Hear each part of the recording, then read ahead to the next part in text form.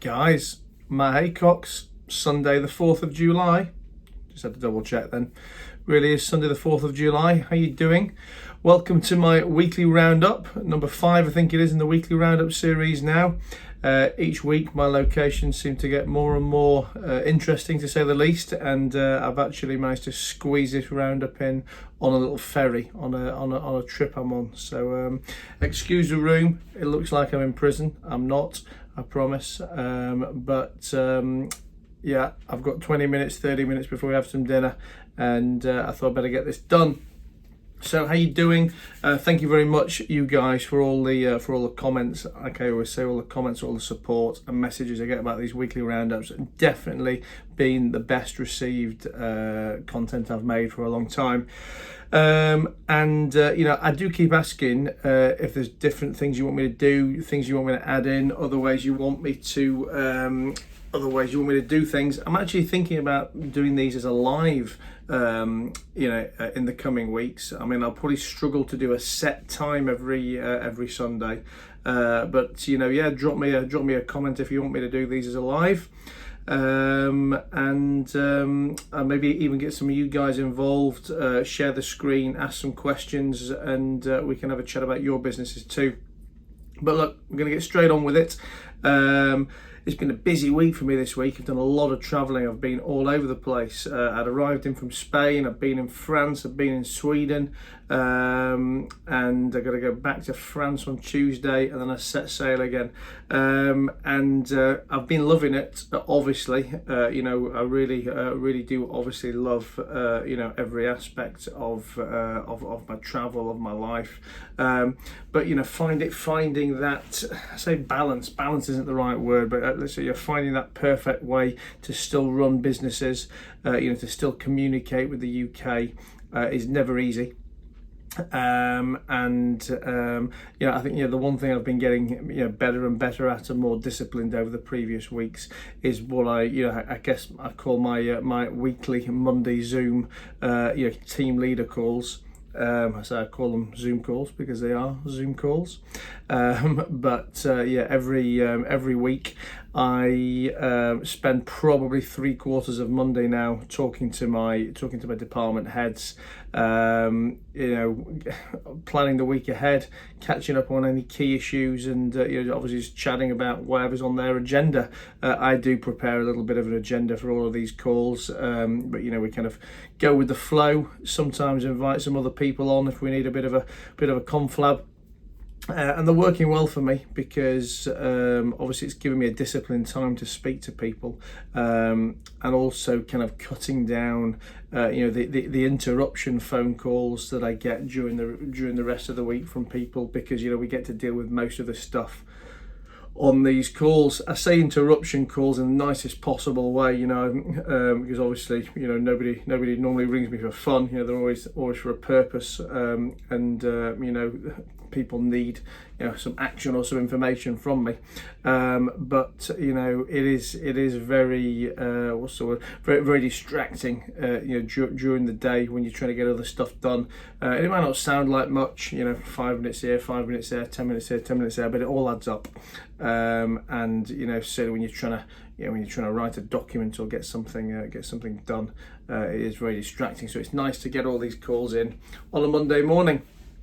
One of the things that one of the toughest things that we've had to deal with in our leisure business of late, which has been an impact of Corona, which maybe anyone who's not in leisure, anyone who's not in retail doesn't appreciate, is we've really struggled with staffing, and we've really struggled with supply chain as well. These are two things that were discussed at great length on my call with the guys who run the leisure businesses for me last week. From a staffing perspective, obviously we're having to deal in the UK, as probably in most places, if any of you guys watch this internationally, but in the UK we're having to deal with the rules and the impositions of corona, you know, it's obviously difficult when somebody tests positive, has to be isolated, or when, you know, when somebody you know, is unable to come to work because of corona related issues. You know, it's making the team smaller and smaller and smaller, but you know, my guys are doing a fantastic job, you know, keeping the places open, you know, trading with the necessary numbers of staff, which, you know, unfortunately is a lot more than can be said for many of our competitors who aren't even able to open at the moment, you know, because of staffing issues. When I say supply issues as well, supply chain issues, you know, particularly with beer, you know, I don't think the brewers for 1 minute anticipated how much people were going to drink.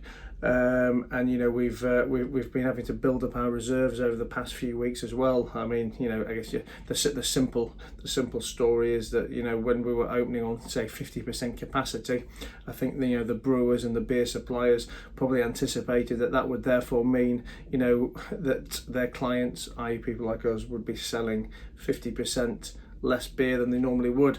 But you know, you've got the whole population who's gagging to get out, hasn't been drinking or out partying for a while, so people are definitely drinking more than they had done last year this time. They're definitely spending more than they had, so you know, we may be at 50% capacity, but we're probably at, you know, 70 or 80%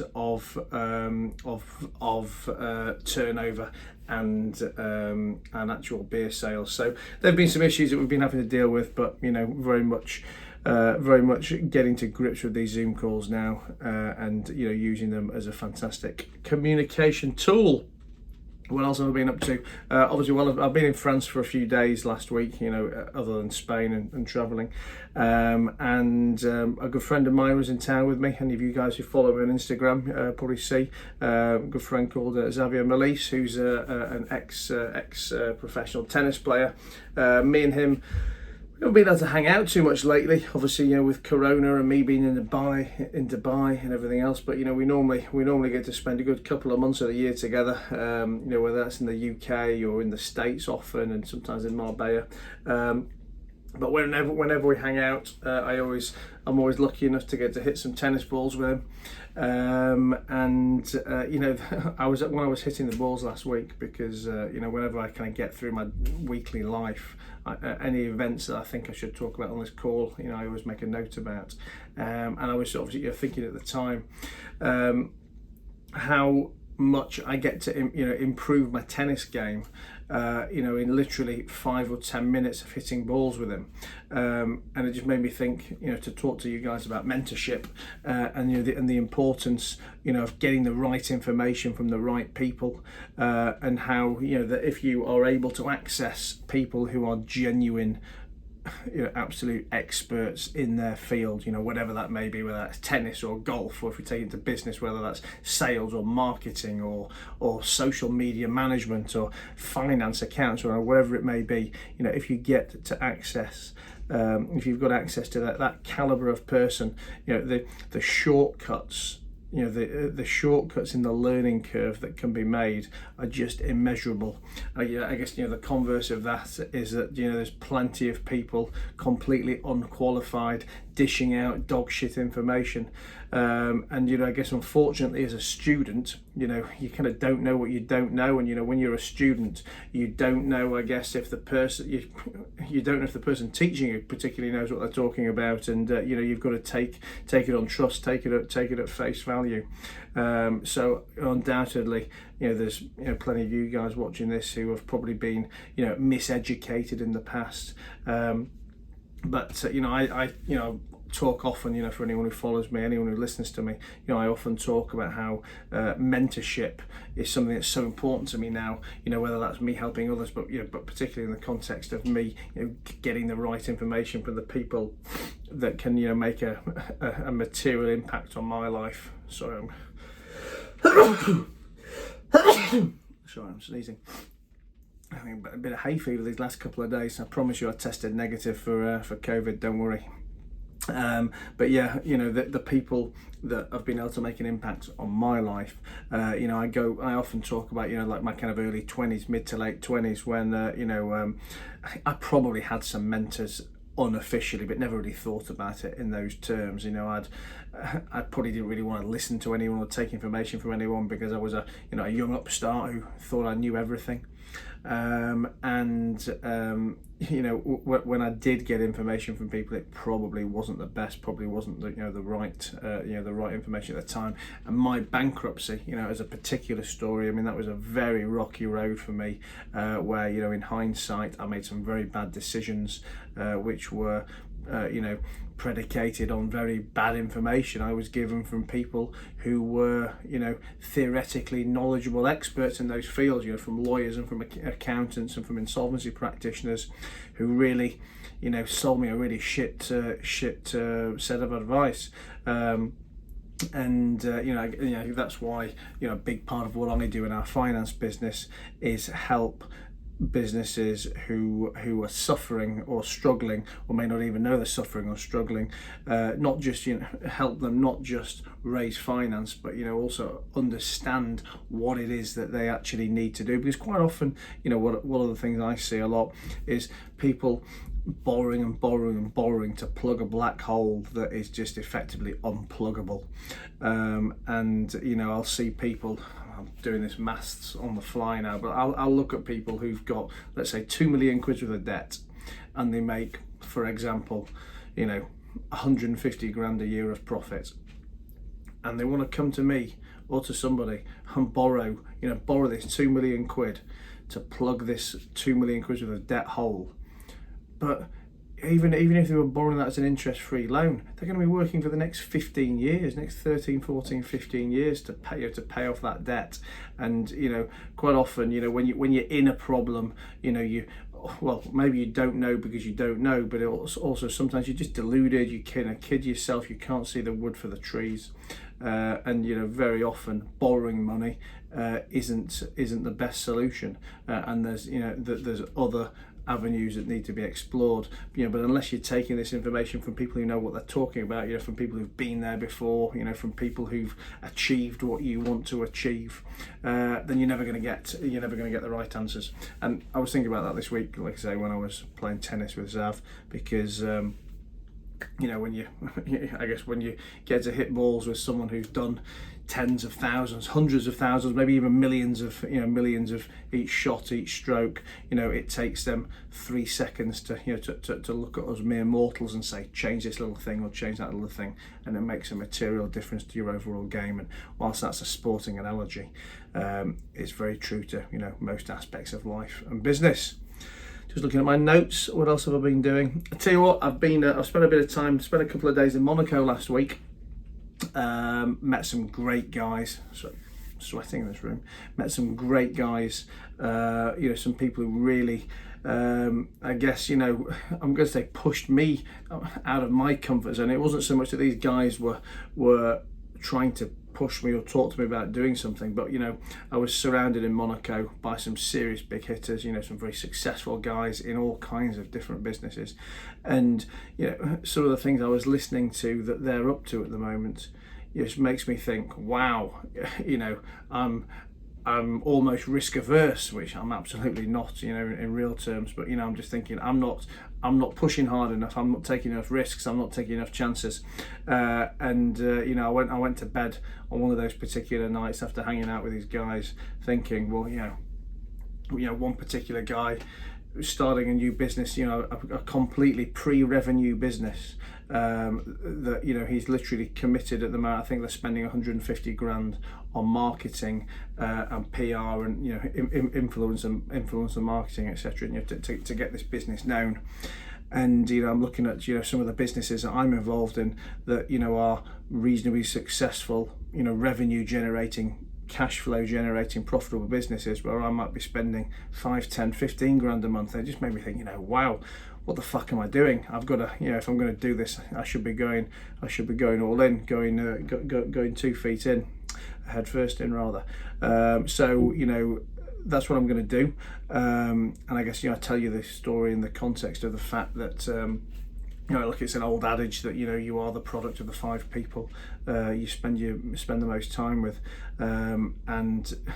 So obviously, the more impressive, talented, whatever words we want to use for those people, the more that's going to push you, the more it's going to pull you up. And literally, just spending 24, 48 hours with some superstars of business last week, really has completely opened my mind. And there's me, I think that I'm ballsy. I think I'm a risk taker.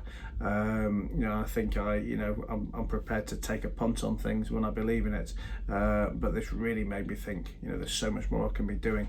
And I'm excited about that. And, I will be making some of these changes in my businesses immediately. What else? While I was in Monaco as well, I met a couple of great guys that I was just having dinner with. We were talking, and I just came up into context. I do a podcast, and they said, "Oh, well, what's your podcast about?" And I said, "Well, one of the things I do at the moment is this weekly roundup. I talk to everyone about what business I've done for the week previous. What I've been up to, what problems I've suffered, or what advice I've got to give." And the first thing he says was, "What? You talk to people about the confidential stuff that goes on in your business. Why would you tell anyone about your business?" And my response to him was that, I say it semi-flippantly, but I honestly believe that there, for God knows how many years now, that there's not many things in business that are truly confidential. Okay, maybe the KFC Colonel sauce really is a secret recipe. Maybe the recipe for Coke really is a secret recipe.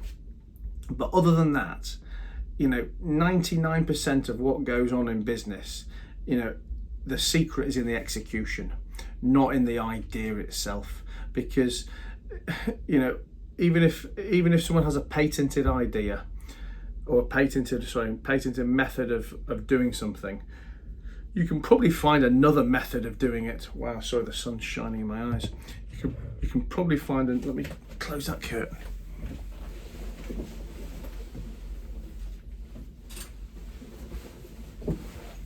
Sorry, I'm back. You can probably find another way of doing it, which doesn't breach any patents or any confidentialities. But the real secret is in how you execute the business, how you execute, that problem solving, etc. Take one of my businesses, the finance business, for example. Listen, there isn't really much. There's not much I could tell you about the business that I wouldn't be happy to just tell anyone. It's just not confidential. My business model is very simple. I borrow from high net worth investors. I lend to borrowers, take security. I borrow at 1% a month. I lend at 2% a month. And if people don't pay back, we collect on the security. That is the entire business model. There's nothing secret there. But what is the secret sauce, if you like, is how we execute. How we decide to underwrite a deal different to how somebody else might, or how I personally put the effort into finding high net worth investors all around the world, and I give them comfort through my backstory or whatever. So I think, and again, I tell this story because I think if you're gonna have a podcast, if you're gonna create content online, one of the people always say, what should I talk about? And the most interesting thing for me really is that documentation of your journey. What talking people through the ups and downs of you achieving in your business or in your sport or in your field or whatever it is you're looking to do. Because if you're documenting, it doesn't matter what stage of the game you're at. It doesn't matter if you are been doing this for 5 days or you've been doing this for 25 years. You've got a story to tell, and you've got some perspective to offer. So don't worry, and if that's the route you're going to go down, which I highly recommend you should, don't worry about sharing secrets. Don't worry about confidentialities, because there really aren't many businesses out there anymore where there's super confidential information. Even when it comes to your accounts, your finances, etc. There's, again, most of the stuff's available online, or anyone with half a brain can assimilate a bit of information and put 2 and 2 together and get to 4. So don't worry about people learning your secrets. You worry about yourself How do you execute? How do you give customer service? How do you treat your staff? How do you treat your suppliers? How do you treat your investors? That's the secret sauce that nobody can ever take away from you. What else is going on? I was helping a friend out this week, who's having a bit of a struggle on a legal document of theirs. But for me, the struggles that they're having on this document aren't really legal matters. They're commercial matters, i.e., terms that should have been agreed between the two parties before this document even got as far as the lawyers. And that's that is an important piece of advice for any of you out there, really, that the devil's in the detail, and the costs can run up astronomically with the lawyers when lawyers are trying to negotiate commercial matters. I think a lot of the time lawyers get a bad rep, and people always say, lawyers bleed me dry, or the only people who win are the lawyers, etc. But ultimately, I think if you've got two sensible parties on either side, if you've got a sensible buyer and a sensible seller, or even if it's in a divorce, if you've got two sensible people being divorced who know what they want, then you should be able to present both of your lawyers with the commercial terms of what you want to achieve, and get it documented reasonably cost effectively. Where things go wrong with lawyers is when those lawyers are negotiating on your behalf, and that's going to be for one of two reasons. Either one, because you haven't agreed the commercial terms before you went in, or secondly, maybe because you can't control your lawyer well enough, and your lawyer's running off doing something he shouldn't be doing. But either of those two things are your fault. It's either your fault for not agreeing the commercial terms properly in the first place, or it's your fault for not keeping a proper eye on your lawyer. So think about that. Like I say, whatever it is you're doing, get into the detail yourself with the other party. Don't expect the lawyers to do it for you. You might agree to buy somebody's business off them, for argument's sake, for £1 million, and one guy's selling for £1 million, another guy's buying for £1 million.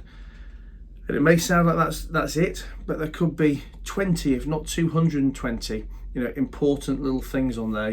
When are you going to pay the £1 million? Well, okay, it's going to be paid over time. Okay, well, what's the security while the guy's waiting for his money? What rights does he have? What if you're only buying a percentage of the business? Well, what rights does the person with the other percentage have? Listen, I could go on and on and on in so many different circumstances, but you've got to agree your commercial terms before you go in. Otherwise, you're going to waste a lot of time, waste a lot of money, and ultimately achieve nothing. What else? I talk to you guys every week about recruitment. Don't worry, I'm not going to be talking about recruitment today, but needless to say, I am recruiting as always. But one thing that did come up in relation to staff, actually, is I was talking with one of my department heads who's got a member of staff who's been a particular problem for them.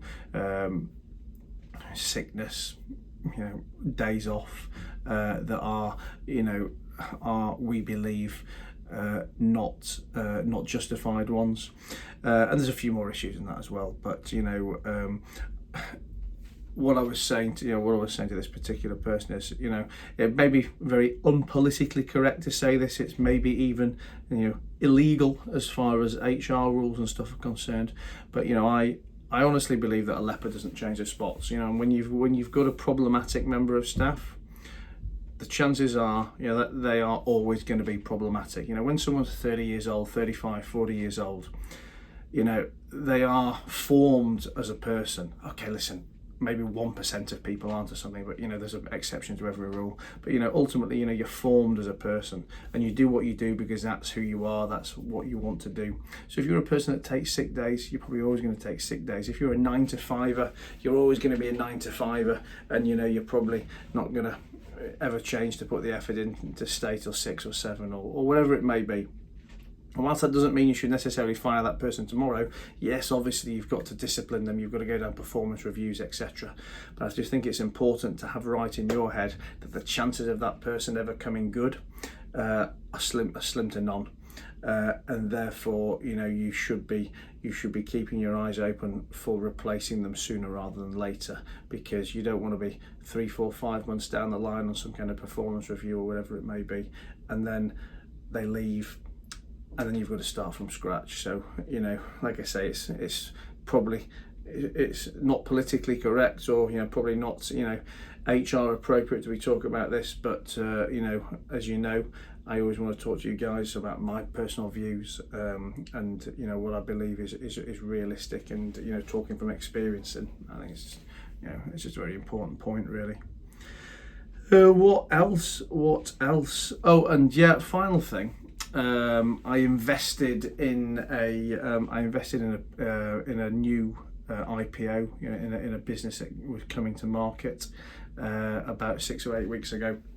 It was a business that myself and quite a few of my co-investors planned a lot of money into. I mean, I'm multiple 6 figures deep, and the share price basically dipped. I mean, we expected a big increase on day one, and actually dipped on day one, and it's currently trading at probably 40% under what we put our money in at. I'll tell you this for 2 reasons. One, because I'm always honest with you, and I think it's far too easy to see people pretending they're making money all the time on Instagram and Facebook, etc. And we get it wrong sometimes. But it's obviously how we deal with these situations when we get it wrong, to make sure it doesn't happen again. But yeah, so trading about 40% under. But the reason being, nothing's fundamentally changed in this company. I mean, this is, if anything, it's gotten better. This is the same successful technology, the same successful business plan is in place that was when we invested in the company. But what has gone wrong over the last 6 or 8 weeks is the lack of communication with the outside world, the lack of PR. And when you're running a PLC, and this is something that came up on the call, because we had a Zoom call with the board and with the other investors earlier in the week. When you're running a PLC, there's 2 things that you need to do. You need to run the PLC, but you also need to run the communication, and invariably they are they're probably 2 very different things run by 2 very different people. And it's no good having, when you're trying to pump up a share price, it's no good having a great business if nobody knows about it. You've got to communicate that with the outside world, communicate with your investors, communicate with potential investors, communicate with the stock market. And when I was listening to this call, it really kind of hit home to me that whilst we were talking in the context of a PLC, that this method of communication is important in all businesses, public or private, because again, realistically, you're always gonna want to grow your business, whether that's because whether you're going to need staff, whether you're going to need finance, whether you're going to need supplier support, whatever it may be. When you're growing a business, you need, there's going to be people who you need to provide something for you, and the better your story, the more likely it is that you're going to get what you want. Again, it made me realise that even though I consider myself pretty good at telling a story, pretty good with communicating with investors and things, at the time that I want something, I probably don't do a good enough job. No, not probably, 100%. I don't do a good enough job of it, year round. I'll do it when I need something, but I'm not doing it year round. So that's really made me go back and think, what can I do in my businesses to, can I employ someone, or whether that's internal or external, or just really think about how can I communicate what we're doing. And feed out positive stories week in, week out, month in, month out. And it's very important for you guys to have a think about that too. If you're a one-man band just setting up in business, it may not be relevant to you, or it may not be relevant to you now. But anybody with any kind of SME organisation, anyone running a 6-figure, 7-figure business, don't think that you can just pick up what you want at some point in the future. You should always be telling that story. You want staff to want to come to you. You want suppliers to come and find you. Funders and investors to have heard of you when you go and knock on their door. So that's a big thing. That's a big thing for me now. Two big things really. Like I said, I learned this week. One is that I'm really going to up my marketing game, and secondly, that I'm gonna work harder on our method of communication. That's it for me, guys. It's 30 minutes we've been talking. I've got no book review for you this week because I've been all over the shop, very very busy. Not really had time to read, and I'm not going to pretend I've read, just to have something to tell you about on here. So hopefully next week, I actually am on chapter 1 of a new Jeff Bezos book. So hopefully I can tell you about that next week. But that's it really. So this will be on Facebook and Instagram tonight. It'll be on YouTube by the morning, along with being on iTunes, Spotify, and wherever else you guys listen to your podcasts. So as always, I will ask you, however you've watched this video, leave me a comment, leave a like, share it with your friends. If you're doing it on a podcast, then please leave a review. It'll only take you 20 seconds, 30 seconds. It means the world to me, and it helps other people get to see and get to listen to this too. I hope you're benefiting. I hope you like listening to my stories. I hope you like listening to what I've been up to. Like I say, it doesn't always go good. Sometimes we have some problems and some failures too. But keep telling me what you want to hear about, what's going on in your businesses, and what problems I might be able to fix for you guys. I'll try and talk about those in future weeks as well. Until next week, which will be Sunday the 11th, I will leave you in peace. Enjoy the rest of your Sunday, and thanks a lot for listening. Take care. Bye-bye.